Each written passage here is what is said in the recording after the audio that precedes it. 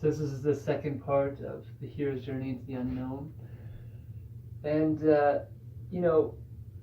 for one thing, there's not going to be every single step here maybe articulated even at all, or in best case scenario, maybe subtly. Hopefully this one is actualized, especially if it was a heavy journey. You can actually bring something useful to the world after all this.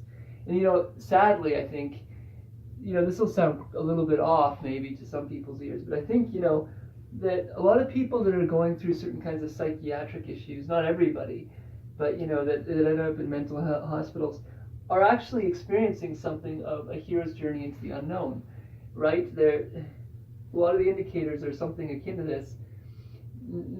How we articulate it, and the process for which they've gone through, it might have been so troublesome that they get lost in the forest, right?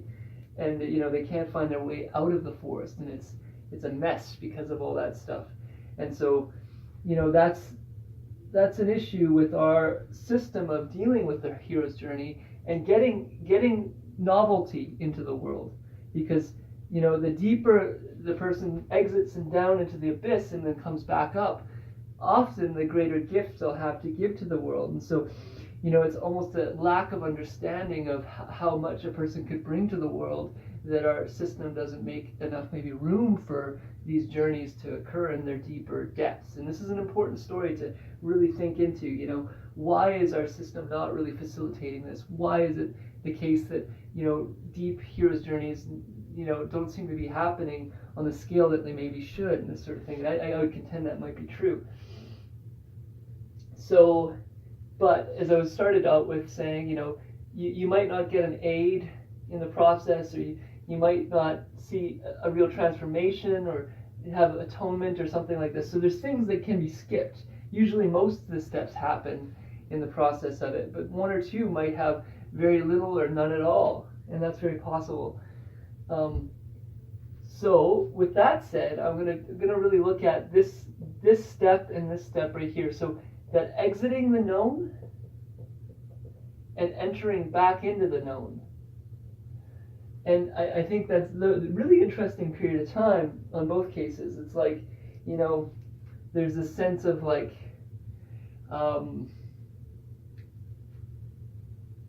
putting yourself on the line, really, especially if you know what you're going into is a heavy journey.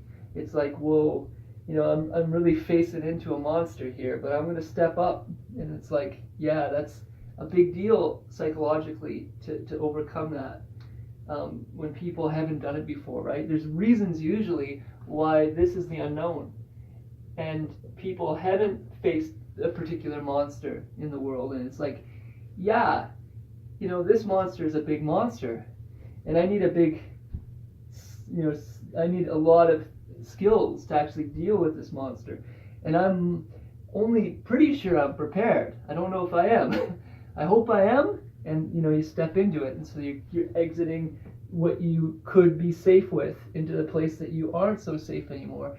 And then there's a depth of that safety getting layered away as you go deeper into the abyss.